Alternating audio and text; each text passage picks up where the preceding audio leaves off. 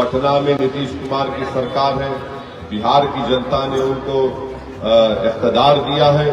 हमारी तरफ से हम उनको पूरा ताउन पेश करेंगे, बशर्ते कि वो सीमांचल की जनता से इंसाफ करें, यहाँ पर फिरका परस्ती को बढ़ने ना दें।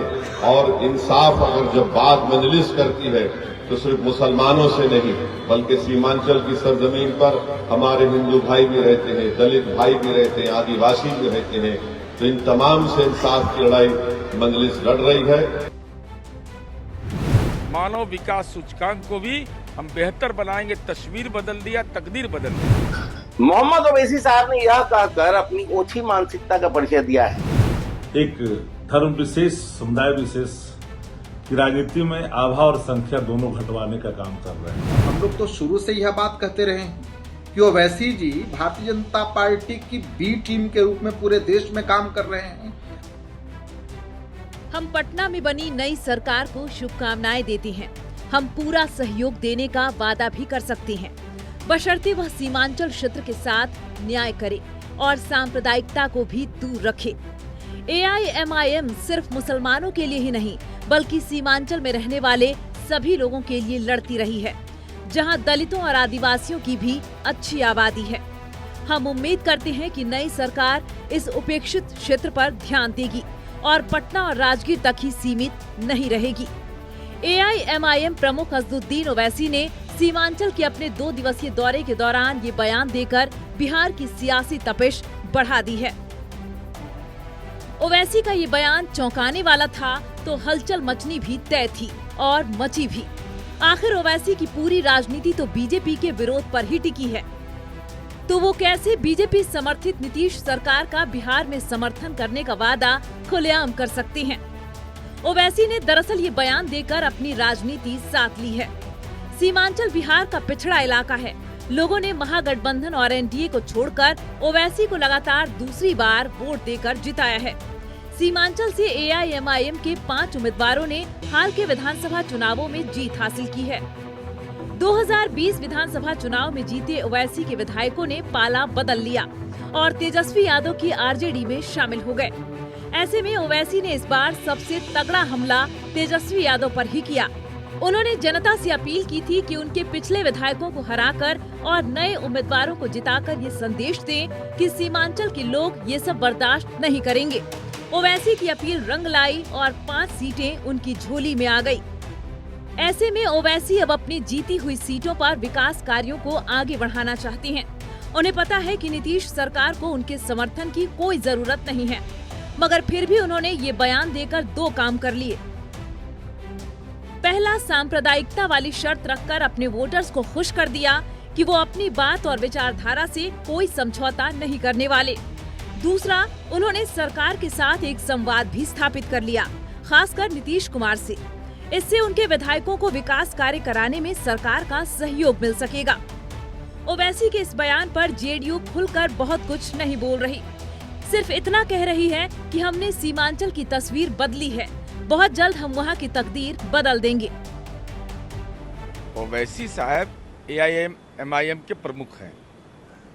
उन्होंने सीमांचल के विकास की चिंता व्यक्त की है, तो हमने केवल नज़ीर के रूप में यह कहा है कि पैगंबर की ख्वाहिश शराबबंदी लागू करके नीतीश कुमार जी ने पूरा किया। नीतीश कुमार जी राजनीति के वह मानक हैं जो रूह को सुकून देने के लिए कब्रिस्तान की घेराबंदी किया। वक्फ पर जब पूरे देश के अंदर विमर्श हो रहा था तो हम वक्फ विकास बोर्ड बना करके शानदार मल्टीपर्पस बिल्डिंग बनाया। अब वो क्या फैसला लेंगे वो उनका अधिकार क्षेत्र है, लेकिन जो अल्पसंख्यक और खासकर इस्लाम धर्म मानने वाले लोगों के लिए जो नीतीश कुमार जी ने काम किया वह देश में नजीर है। अब इस संबंध में उन्होंने कहा सीमांचल के विकास की चिंता की है। हम सीमांचल को उस दौर में ले गए जहां doctor APJ Abdul Kalam agriculture college, airport से लेकर के तमाम आधारभूत संरचना का विकास किया। मानव विकास सूचकांक को भी हम बेहतर बनाएंगे, तस्वीर बदल दिया, तकदीर बदल देंगे। तो वहीं दूसरी तरफ बीजेपी खुलकर ये कह रही है कि हमें आपकी जरूरत नहीं है, आप अपनी ओछी सोच अपने पास रखिए। हमारी पार्टी सबका साथ सबका विकास करती है और आगे भी करेगी।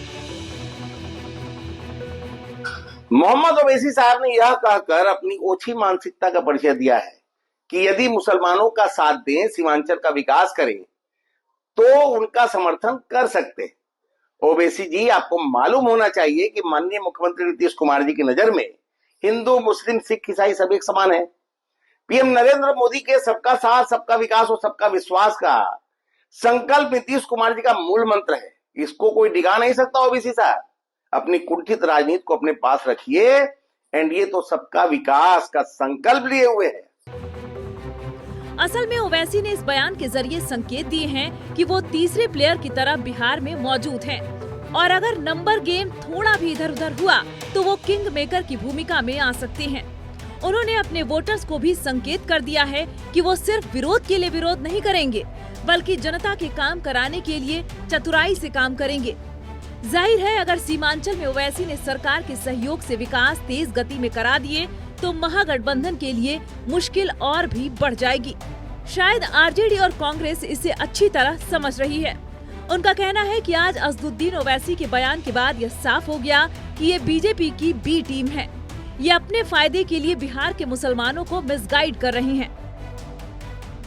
देखिए, ओवैसी साहब जब से बिहार में कदम रखे हैं चुनाव लड़ने के लिए, तब से धीरे धीरे एक धर्म विशेष, समुदाय विशेष की राजनीति में आभा और संख्या दोनों घटवाने का काम कर रहे हैं। क्योंकि वो किनके पार्टनर हैं ये बात बताने की जरूरत नहीं है, सर्वविदित है।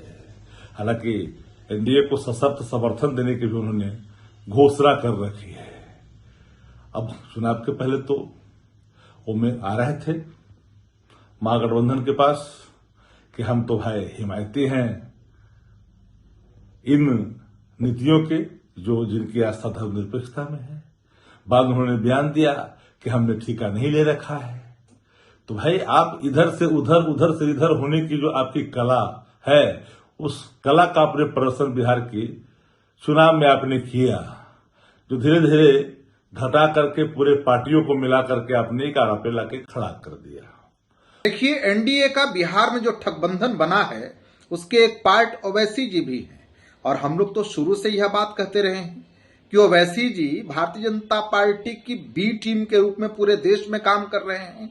और अब जरा समझिए ना, इनको सीमांचल के विकास से मतलब है, इनको पूरे बिहार के विकास से मतलब नहीं है।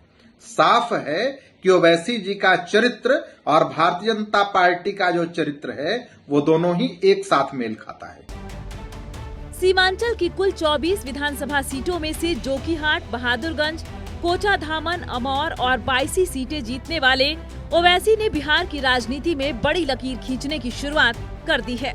अब 2030 में ओवैसी इन 5 सीटों के जरिए सीमांचल की 24 सीटों पर अपना प्रभाव बढ़ाना चाहते हैं। साथ ही यूपी में भी इस बार ओवैसी चुनाव लड़ने की तैयारी शुरू कर चुकी हैं। इस तरह से धीरे धीरे ही सही वो अपनी पार्टी को बढ़ाने में लगे हुए हैं।